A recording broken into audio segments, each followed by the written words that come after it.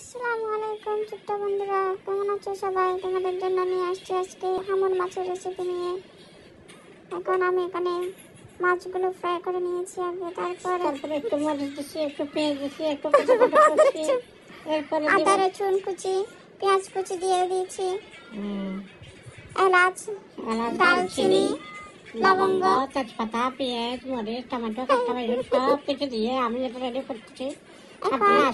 এখন দিয়ে দিব আমি ক্যাপসিকাম, এরপরে দিয়ে দিব হলুদ গুঁড়ো, ধনিয়া গুঁড়ো, তারপর হচ্ছে মরিচ গুঁড়া।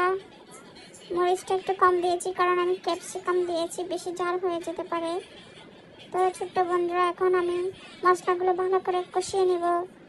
এরপর একটু পানি দিয়ে ভালো করে মশলাগুলো কষিয়ে নেব। এখন কষানো হয়ে গেছে, আমি এখানে একটু টমেটো দিয়ে দেব কুচি কুচি করে। এখন এগুলোকে ভালোভাবে আমি মিক্স করে নেব।